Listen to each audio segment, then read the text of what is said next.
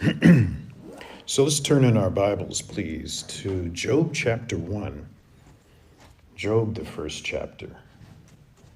And we're going to see very beautifully here some of the principles that God uses amongst his people. So we have Job, and then we have the beggar. But we have the beggar who's got a name, and we'll come to learn who this is. And one of the things I want to kind of introduce on this is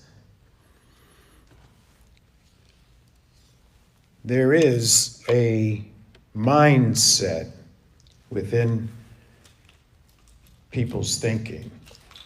And I find it from time to time within a believer's system of thinking. In Matthew chapter 16, Jesus Christ is speaking to the disciples, and they were traveling in a boat, and they didn't take any bread. And it kind of reminded me of what we were talking about earlier. You're moving so fast in life, you forget some of the essentials. So there they are, and they're going to the next place, but they don't have a provision, to eat. So they thought that when the Lord was they were talking amongst themselves about not having any bread. And then the Lord said, beware of the bread of the leaven, he said, of the Sadducees and Pharisees. And they thought he was just talking about wheat bread or barley bread, or bread that you can eat. But it was the doctrine of the Pharisees and Sadducees.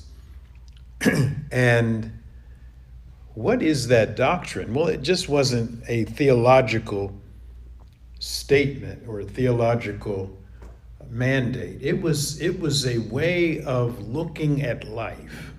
And the way that these individuals, Sadducees or Pharisees, take away their title, take away their religious label. What do you have? You have a human being. And that human being is going to look on life a certain way. And that way is by sight.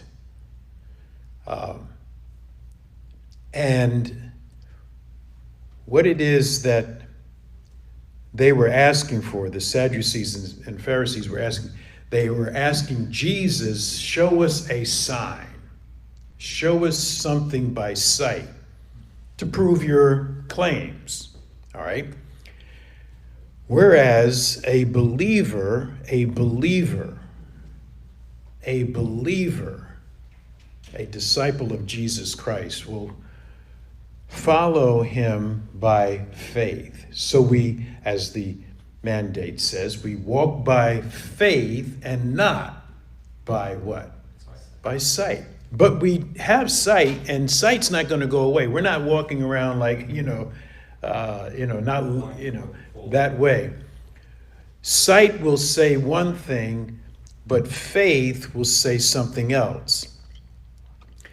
And a maturing believer will understand that, and they will learn how to make the switch, to not have the teachings or the viewpoint of Sadducees and Pharisees. And just because they were religious leaders didn't make it right. What they were purporting was that they would believe if they had a sign, something visual to see. The disciples in the boat, Jesus was saying, you believe because you don't see, but you believe my word. And fast forward to the 21st century, and so there are individuals who are either living by sight or they're living by every word that proceeds forth from the mouth of God. And that does not mean that sight will not present itself and make a valid point. It's called common sense. It's called reasonableness. And so let's get this clear. We might as well set this up. There are three forms of perception. And what do I mean by perception? How you see things, or how things are viewed. The first form of perception is rationalization, science, evidence-based. This is very, very prevalent today. People want to say that you are to believe what I'm saying because science backs it. It's backed by science. It's funny because it used to be 30 years ago that if you saw something on TV, maybe 40 years ago, I've been on the planet a little while, but in any case, and you can go into a store sometimes and see items, and it'll have a little sticker on there that says "as seen on TV," like that is then to give the authentic, that it's an authentic item because it's seen on TV. You can trust this item because it was seen on TV. Well, today, you are to trust what's being said or presented to you because it's backed by science. Science is the 21st century final court of appeal. But that's what rationalization is. Rationalization, 2 + 2 = what? Yeah, 4. Okay, we understand that. And things can be seen and perceived by rationalization. The second form of perception is a word called empiricism, or that which is visual, that which is sense-oriented.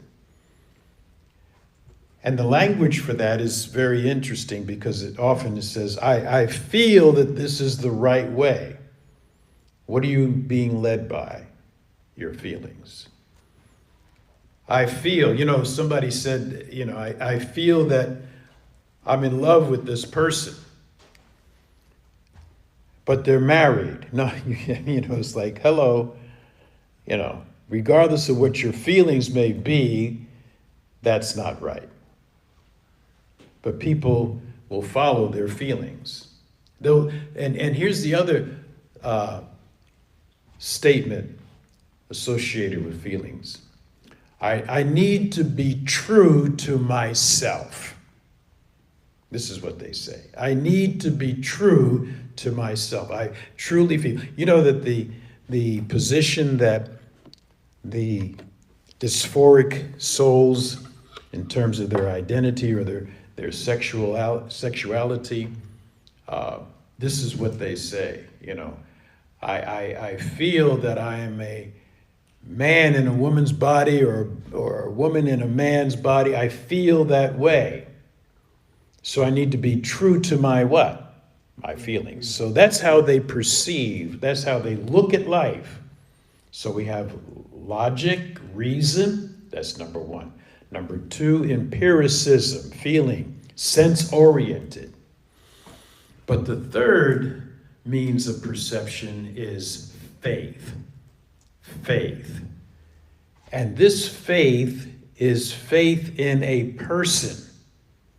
Faith in reality. When Jesus Christ said, I am the way, I am the truth, I am the life, those are absolutes, non-negotiable. Nobody says that and just says, well, I am a truth, or I am a life, or I am a way.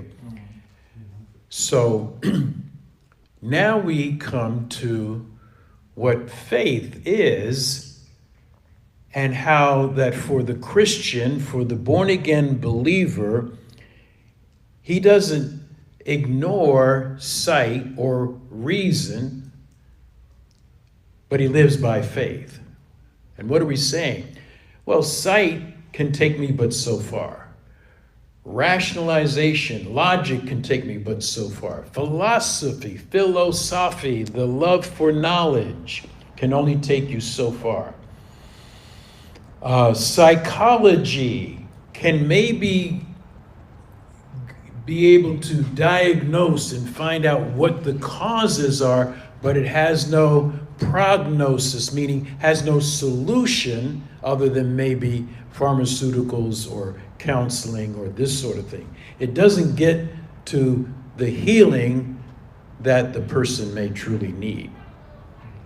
So we're putting logic and we're putting empiricism in their rightful place. They are subservient to faith.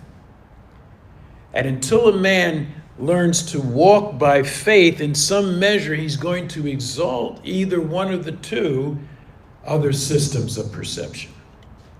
This is why in Romans 12, I need to continuously be having my mind renewed, and that renewance or transformative process happens through the Word of God. Paul says there, I beseech you, brothers, so we know who he's talking to, by the mercies of God, that you present your bodies as a living sacrifice, which is your reasonable, that's rationalization, okay, your reasonable service, okay, but that's not your service. Just showing up is not your service.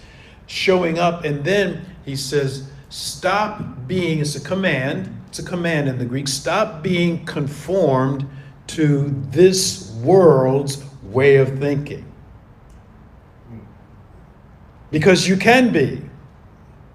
And so he commands us not to go and just live according to rationalization, logic, empiricism, show me the money, but that we would move and be transformed by the Word of God.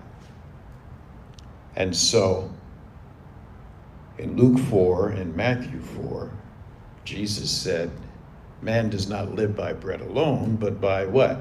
Every word that proceeds forth from the mouth of God. Now, I'm purposely taking a pause,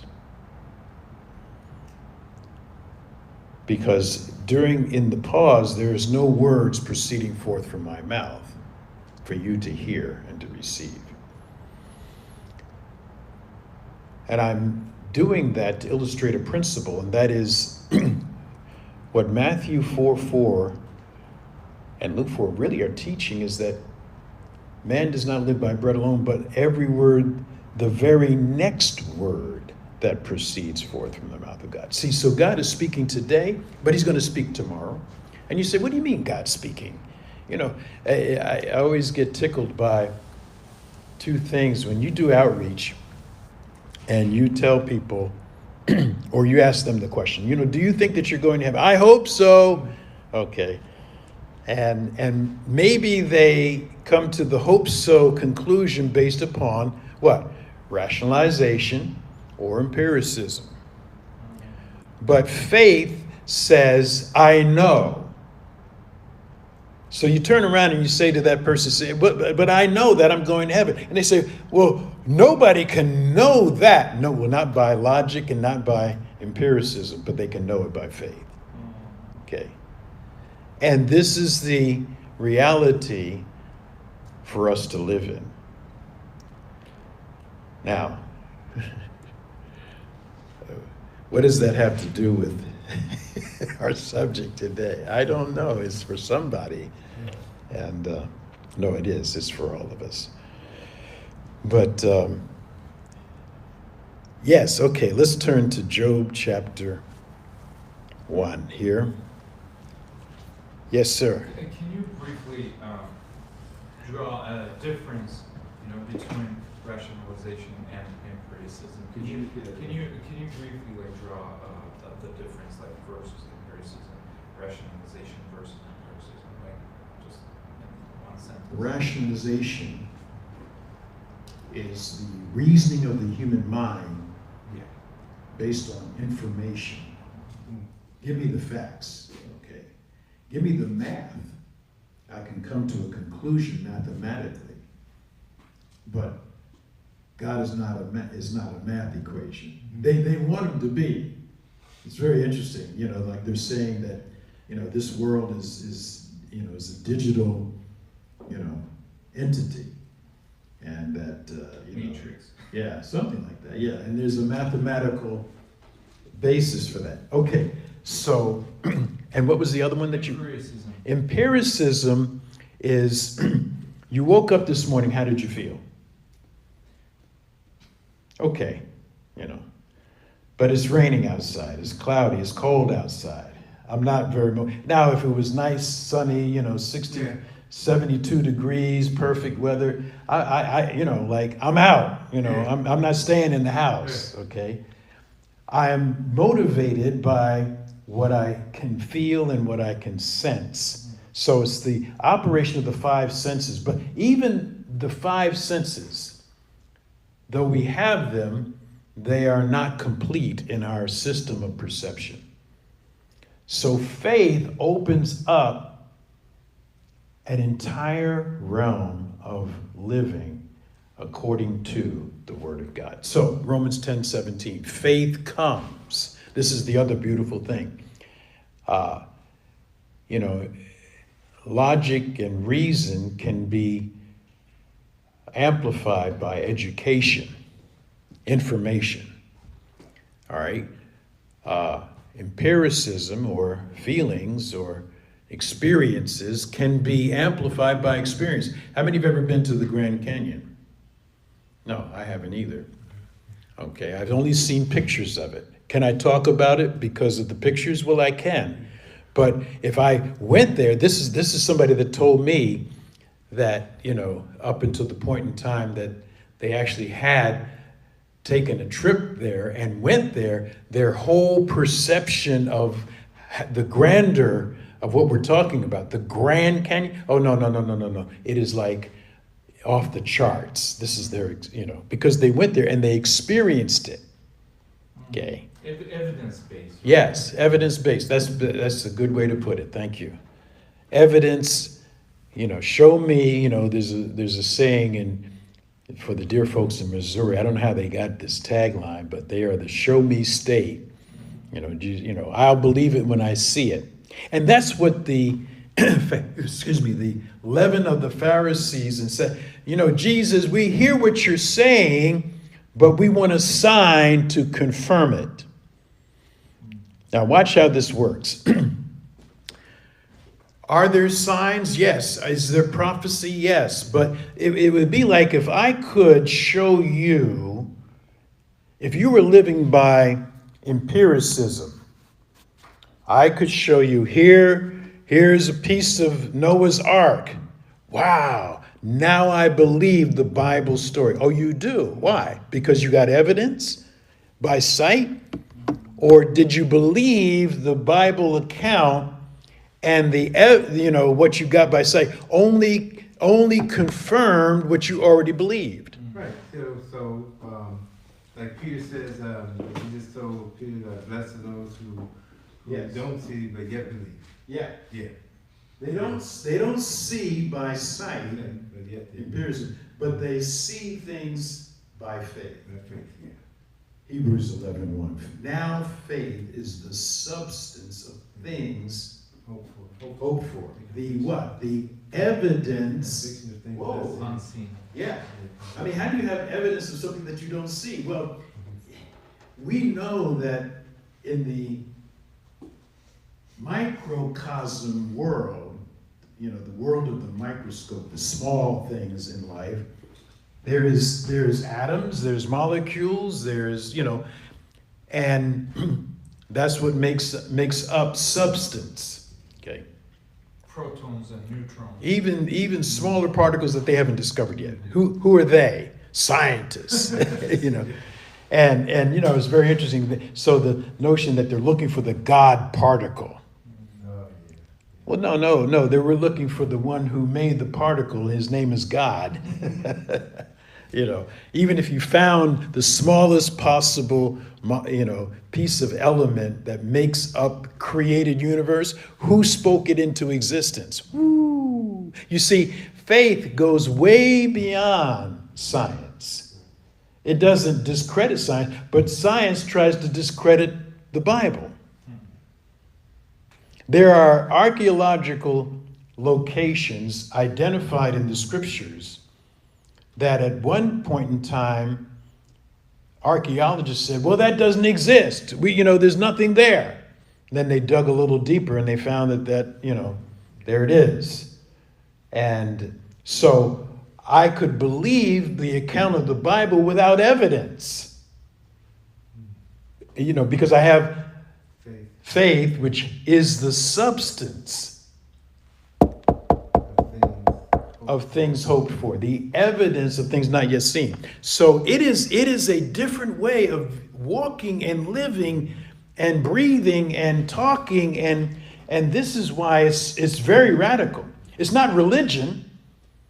If we were talking religion, we could say, well, my religion believes that you need to go to Mecca. My religion believes that you need to pray 5 times. Well, my religion believes that, you need to be circumcised. My religion, so all of these things that my religion may require of me has very little to do with the reality of the one who created the existence, created you, created me. And then what did he do that? What purpose for why we are here and created? That is really the question that only the Word of God can answer.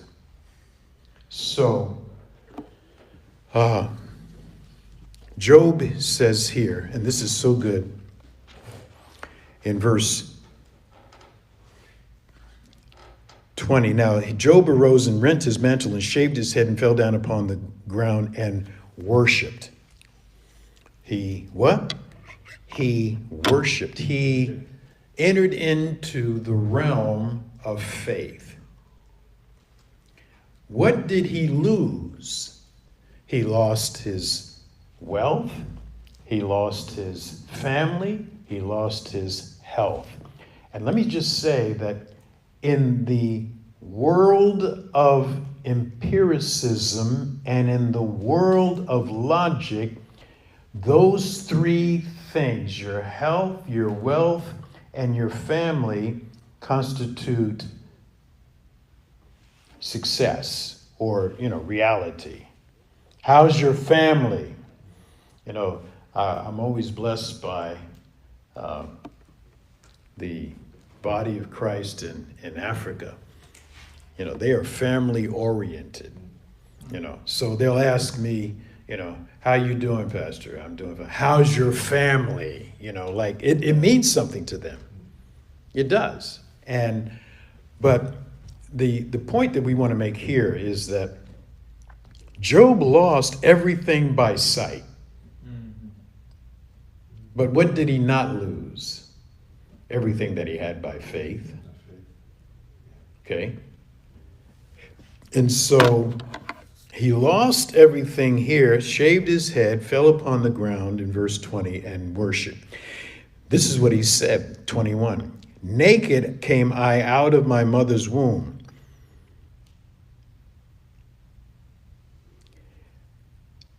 Naked shall I return thither. The Lord gave, and the Lord has taken away. Blessed be the name of the Lord. And in all this Job sinned not, nor charged God foolishly. Now we can, from a very rational perspective, say, what is that? You mean to tell me Job lost everything and he's still happy? But it doesn't say that he's happy. It just says that he's able to still walk, having lost everything by sight, everything that logically would make a man secure, make a man happy, make a man a man. You know how that goes. He doesn't have that. But what does he have? God. Yeah. And so do you. So do I. This is the important thing. He was obedient to God. Hmm? He said, Job was obedient before this happened. I think Job was always obedient to God because he would put God first and everything second. You know, he would put God, in his mind, when he prayed to God, his whole being was putting God first because that's what God taught him, you know, put me first and everything second, and I'll take care of it. So when these things happened to Job, it mattered to him, but he trusted God, you know. Even though the family, his loved ones and everything left, but he still was, it's like a rock on a mountain, like he stayed on the rock, you know, the rock was, you know, secure. Yeah. You know. He had a place of security that was not based on logic, didn't make sense to the rational person. And, you know, what do you have to show for it, Job? You know, you've lost everything. You know, like, what are you trusting in? I can't see what you're trusting in. No, you can't see it unless you walk by faith. And even if everything was good, he still, like, by sight, everything was in order. But he still brought sacrifices for his children because if they sinned, you know. Yeah, I was going to go there. You know, it's very interesting. And I think that's what you're touching on, is that even when things were prosperous and happy and good, and he had his reputation, and he was an upstanding citizen, yeah, he still had a life of faith. I think, you know, just as a sidebar, that the more difficult challenge is the prosperity challenge. And let's not think of the fact that prosperity means that I win the lottery. It just means that I get smug, if that's a good word. I get not, you know, godliness with contentment. 1 Timothy 6:6 is great gain. Godliness with contentment. But if I get content in myself, you know, I'm good. You know how people are, you know, like they don't have the problem. Here's a person that says, you know, we're knocking on the door and we're saying, yeah, we're sharing about Jesus Christ. And the guy says, oh yeah, you need to go 2 doors down. They have a lot of trouble. What are they saying? They're saying 2 things. One is that they've already judged that household, you know, in terms of their status. And the second thing is that they determined that they're not in trouble. So they don't need God. What do I need God for? I only need God when I'm in trouble. And this is the mystery of Job's life, is that when he wasn't in trouble, he had God. And now that he is in trouble, he still has the Lord. Because So his faith was built on excuse me. rock. You know, his faith was built on the rock. So he never left the rock. You know, his faith was built on the rock. So anything that happens anything that happened to him, I mean, I can't explain it in words, but he dealt with it, but it didn't affect him. It might have affected him more if his faith wasn't built on the rock. Oh yeah, And those things happened to him, he probably would have killed himself or something, you know. And we know that happens. People go, you know, let me put it like this. This is so good. I'm glad you brought this up. Disaster, okay, trouble, Yeah. problems. They happen to everyone. Believers are not exempt from that. You know, if somebody were to say, oh, so-and-so, they got the diagnosis, they got cancer. Oh, there must be something wrong in there. No, don't even go there. That's wrong analysis. We you know, that's the way the world would think. And in fact, Job's 3 friends all came to the wrong conclusion. Okay. Oh, yeah. They thought, you know, Job, hey, come on. Why are you justifying yourself? Why are you speaking up for yourself? Why are you said you're going to remain in your integrity before God. We think that there's something secretly wrong in your life. And that's why they question him the way they did. Well, that's another part of this same story. But, Now let's go to Luke chapter 16, please. Luke chapter 16.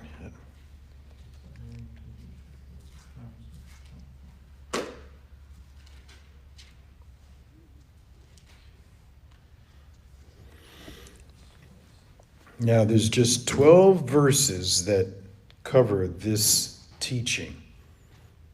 The rich man and Lazarus the beggar. Now, remember we said, well, this is not a parable. Why is it not a parable? Or maybe you thought it was a parable. I remember son. I mean, Luke is writing it, so Luke is right. it must be a historical narrative, or, It was Because of who's writing it. yeah. Okay. But there's It was another straightforward. Straightforward. It was straightforward. You know, parables you have to decipher. Hmm. There's something more, but he was like straightforward with this one. The key, both you guys are close, I mean, there's nothing. The key is that in parabolic teaching, there are no proper nouns mentioned, no names. Here we have not just the rich man and the beggar, but we got the rich man and Lazarus.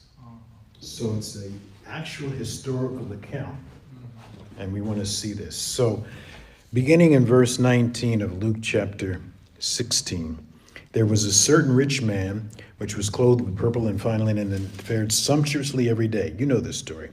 And there was a certain beggar named who? Thank you. Okay. Pastor, can't you read your Bible? I can. I just like the interaction.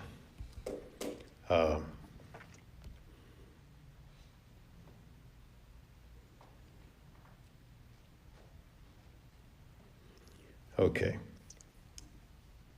And let's take a look here.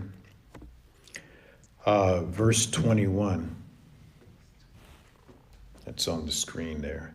And desiring to be fed with the crumbs which fell from the rich man's table, moreover, the dogs came and licked his sores. 22. And it came to pass that the beggar died, and then what happened? And the rich man also died. Well, let's read what it says in verse 22. Okay. So it was the beggar died and was carried by the angels to Abraham's bosom. Wow. Do you and I understand that when we die physically, now death is not the end, death is the door. Death is the means by which we transition from time into eternity. Now, I'm talking this way only because the Bible makes this clear. This is not wishful thinking. You know, wishful thinking is a Hallmark card that says, he's in a better place, or she's, okay. We're not talking that way. We're talking about the fact, 1 Corinthians 15, absent from the body, face to face with Jesus Christ. Not only that, but here it's saying that when Lazarus died, he was transported from time into eternity by who? Angels. Wow. Yeah. Angels. You know, there's going to be an escort when you pass from time into eternity. That's an amazing thing. That's just so comforting. But then it says that the rich man, same thing happened to the rich man, right? Yes. But then we see something by faith that empiricism and logic can't touch. It's invisible, but it's revealed to us. And when it says that angels carried him, is there a span of time? Because there's another passage that says, in the twinkling of an eye, when you die, your brain, you lose consciousness, and it's like a nanosecond. When you wake up, you're in another place, Is it that fast? Is it that quick? Is it that quick? Yeah. You know, you get Jesus talks about the rapture as well, he did, but Paul did, the twinkling of an eye. How fast is that? That's I mean, it's like all of a sudden, blink. not even all of a sudden, I'm standing here, I'm blinking, I'm still looking at you. Yeah. You know, you didn't go anywhere. But the next blink, I could be in eternity. Yeah. Wow. Okay. Now again, that's biblical teaching. Now science, or so-called science, wants to. Now you used the word sleep. Did you? No, it's used like I said, well, when you said angels carry him to heaven, normal person would think that, okay, he's on the wings of angels. He's floating to the sky. He's going to heaven. Okay. He's passing, Billions and billions and billions of right, miles. But in the twinkling of an eye, that's different. You blink and you're like, okay. Well, let's think about this. I have fun with this. Okay. Where is eternity? Okay. Yeah. Yeah. That's Okay, it's just outside of time. yeah. So I could be standing here facing you. Let me do it for the folks that are viewing. I could be standing here facing you and turn, and I'm in eternity. See, we tend to think that heaven is like far, far away, because we look at the expanse of the universe. But the Bible teaches us very clearly there's 3 heavens. And anytime you find the word in the plural, you need to understand that it's not talking, well, the first heaven is the atmosphere around the earth. And there is a fallen angelic demon, Lucifer, who's running the show, the prince of the power of the what? Air. Okay, that's the first heaven. The second heaven is where, Hubble and what's that, James Webb telescope, they're scoping all that stuff out, okay? That's the second heaven, created existence, eons of whatever, expansion of space. The third heaven is wherever God is. But since he's what? Everywhere present, then there's no distance between where I am. I'm on planet Earth, okay? But I don't need to go through the first heaven, second heaven, and then finally arrive to heaven. Like one of the angels could say, like, where you been? Oh, I got the last bus out of Dodge, I mean, it was a slow bus. The thing about it, yeah, but when it's like when you think of things, it's like, okay, the first, second, and third heaven. You can think of things. You can think that, okay, Mars is, okay, you think of Mars is, but your brain takes you there right away. Oh, okay. It's like your brain is like, you're there, Could it be that fast? It's like, you can think of the third heaven, you can go through different, solar system, galaxies, and your brain can be there, right? Yeah. It's just that fast. I kind of think that's so good. Mhm. I kind of think that, when we get to heaven, eternity, we could be billions of light years distance apart from each other, but like what you're saying, in an instant of a thought, we're together. Yeah. I'm with you. Okay. I'm with you. That fast. So you know what? I mean, it's going to be different. That's what we do know. And there won't be any time. So how do you measure distance? You measure distance, well, you could by miles per what? Per hour. That's kind of like, or kilometers per hour, whatever. It's funny that distance is connected to time. Yeah, that's beyond our comprehension. It is beyond our comprehension. Thank you very much. There's a whole lot beyond my comprehension. But see, that's what we're saying. See, logic can't figure that out. Rationalization can't figure that. And empiricism, can try to view it, but there's a limit to what the telescope can see. There's a limit to what, the microscope can see, or that device in France and Switzerland, Haladron, the collider device. There's a limit to the science. But faith is there. Faith is like, I'm there. And there is the distortion. The distortion. Of evidence. Like you can do something and then I have it on video and I can just cut into pieces and make an evidence that this is the evidence he stole. You know what? It's come to that. Unfortunately, it's come to that. They can only assume. And I say, it's going to be very difficult. This, I get interested. When the Bible says that the times would get so distressful that if it were possible, even the elect would be deceived. Well, what is, like what you're talking about is, a digital representation that's not real. AI is part of that, okay? And then also there's software now that anybody, used to be only somebody's, but now it's anybody could take your face, put it on someone else's body in a place that you've never been and show that, and then they say, hey, there's the evidence. He was there. And so you are guilty till you prove yourself innocent, which is the justice system has been turned on its head here in the West. It used to be you were innocent and then had to be beyond a reasonable doubt proven guilty.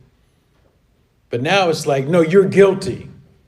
Smoking gun, you must have been there. And now it's up to you to prove your innocency. That's the reversal of the judicial system that we used to have here in the West. And so it's going to be very difficult. Yes. We could go online and see images of people that we know, and we're wondering and they could say things, they could imitate your voice. And now you're saying something, I used to be a Republican, now I'm a Democrat, and I am for, yes. And you say wow, what happened to him? Yes. Not to get off the subject, you see your dentist appointments at 9? No, 10. Oh, I'm sorry. That's okay. You said I appreciate 9 you. something I have to leave at 9:30. I'm sorry. You're fine. Okay, just want to. Thanks for looking out for me. Okay. So the beggar died and was carried but then the rich man also died and was what? Buried.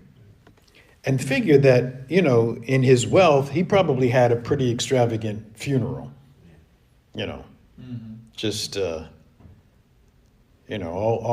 the fixings, we could say. Gold casket, and, pulled down the center of town on 4 white horses. What are we saying? But he's buried.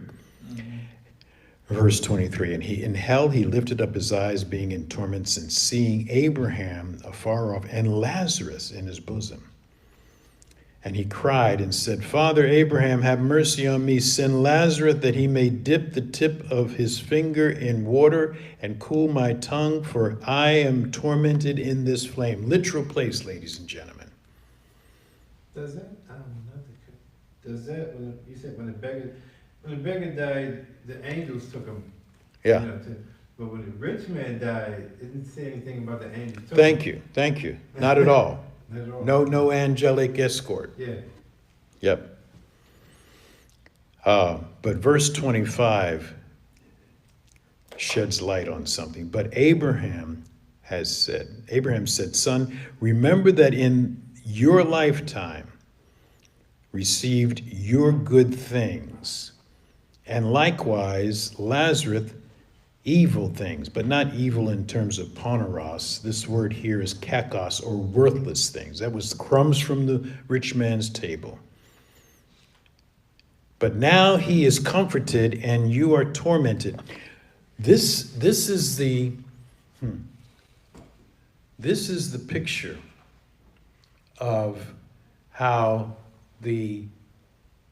by empiricism, by sight, Lazarus looked like he was the loser.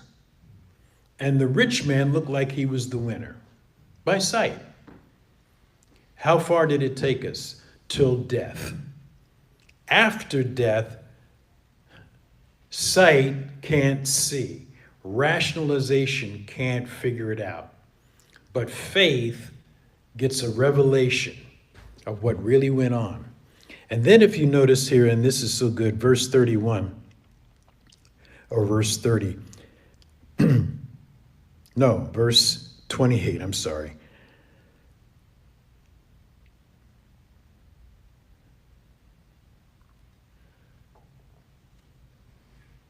No, verse 27. Hey, let's go to Genesis 1:1. Can't make a mistake with that. Verse 27, then he said, I pray you, therefore, Father, that you would send Lazarus, him, to my father's house, for I have 5 brothers, that he may testify unto them, lest they also come unto this place of torment. Okay? So what is this? He says they need to be forewarned that this place is real.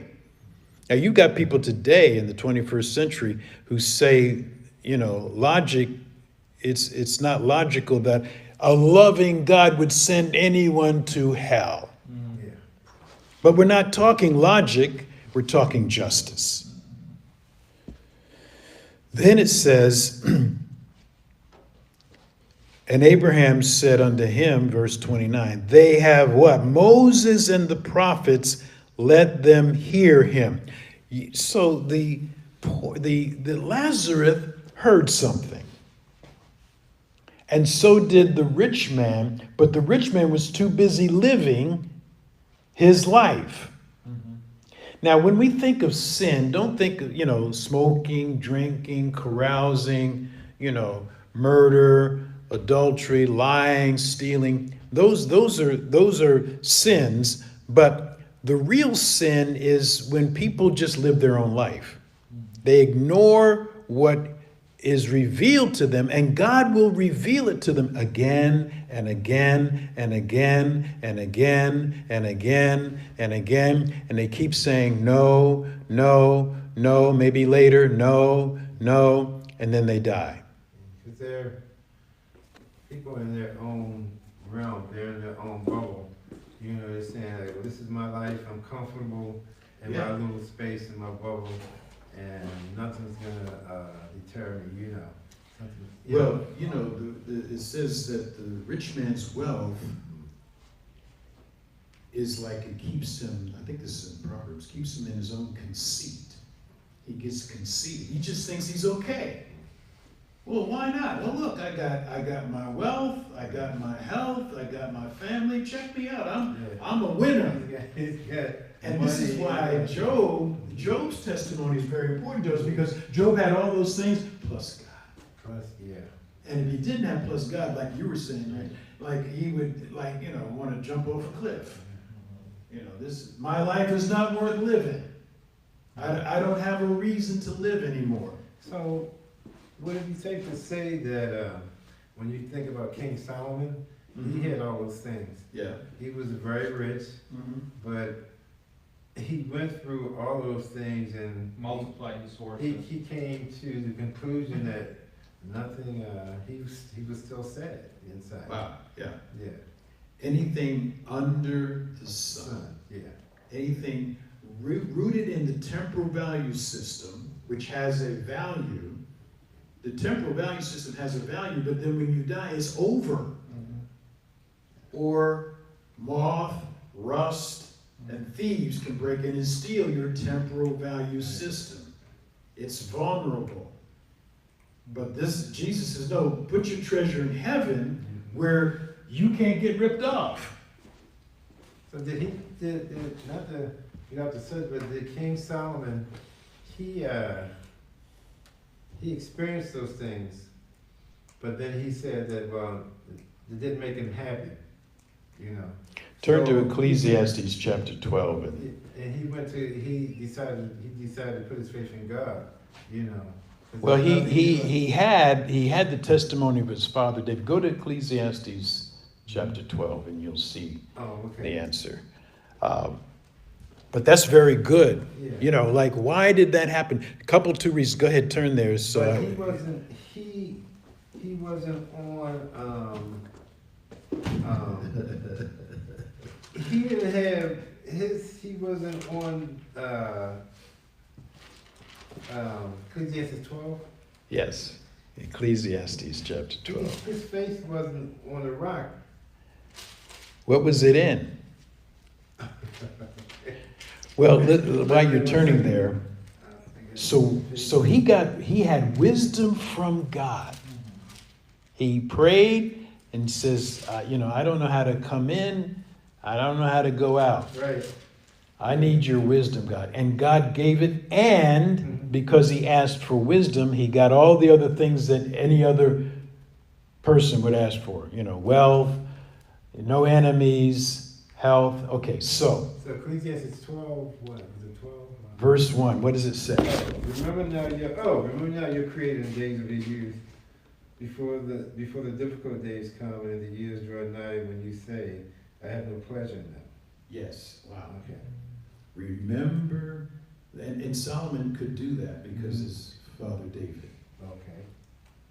David's taught him, okay, but what happened was that we could say it, and it's a technical position that he backslid. Okay. Okay. He got occupied in the temporal value system, did everything that the temporal value system could offer. He built gardens, he built buildings, he had armies, he had women, he had, the best food, everything that the temporal value system offered. And that's the same proposition today, that people should live for the here and the now and get all that they can get. Enjoy your life. This is the mantra for the 21st. Well, it's the same mantra. Enjoy your life. It's your life. No, it's not. No, it's not. Well, what do you mean it's not? Well, because the Bible tells us that God is the giver of life, and you are, and I am a steward. That means we have to return. We're going to go back. Okay, and that's what, Lazarus was all about. Sorry about that. I don't know how that happened. The image got off. So, let's wrap this up. Because it's, okay. Here we go. Here's the conclusion. Matthew 9 and verse 13. Matthew 9 and verse 13.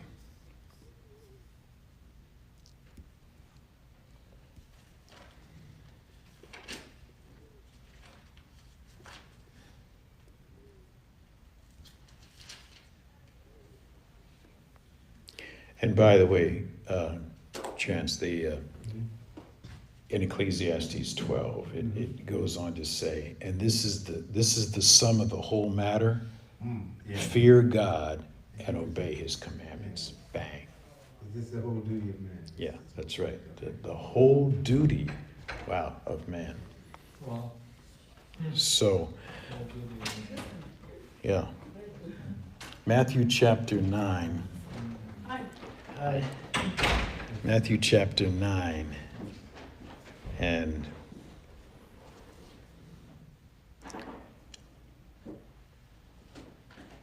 verse 12.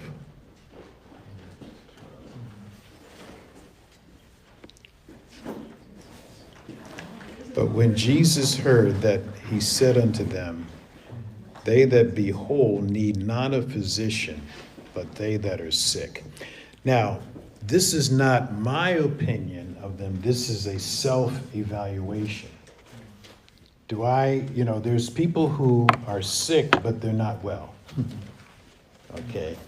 They think that they have everything, and they're really, what Revelation 3:16 speaks about, the Laodicean spirit, I am rich, I've increased in goods, and I have need of nothing. Wow. That's the spiritual age, the church age that we are presently living in. So people are not thinking that they have a need for God. They don't think that they need a physician. I'm fine. Look at, like I got material things. I'm okay. I'm living my life. I'm happy, not full of joy, but I'm happy. And so this is the plague of any person. But those that know that they're sick, broken, the Bible says that God despises not a broken and contrite spirit. Why? Because they realize their need for Him. They're not living in self-dependency. And so what Matthew chapter 9 here and verse 12, they that be whole in their own opinion and need not a physician, I didn't come for them, Jesus says. But I came for them that are sick, those that we could say in life are losers. They hit rock bottom. They have no wealth. They have no position. They have no influence. They have their pockets are hanging out. They don't have, like what happened to Job. And so, though Job offered sacrifices, he needed an adjustment. And so do we, because a rich man can trust in his riches secretly. He can say in his heart, I've gotten this wealth. It was me that got this wealth rather than the Lord. So, but that's for another time. But notice verse 13, but go you and learn what this means. I will have mercy and not sacrifice. Now, when we think of sacrifice, we think of, giving up something. But the sacrifices of God are a broken and contrite spirit. What does that mean?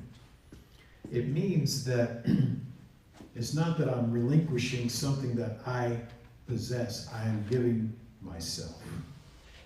I'm giving me. So, instead of being a person who is living for themselves, by faith, they are a person who gives themselves to Jesus Christ to live.